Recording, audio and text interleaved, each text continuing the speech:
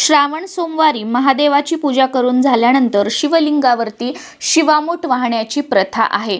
प्रत्येक सोमवारी वेगवेगळी शिवामूठ असते। 4 सोमवार असतील तर 4 शिवामूठ वेगवेगळ्या आणि 5 सोमवार असतील तर 5 शिवामूठ वेगवेगळ्या।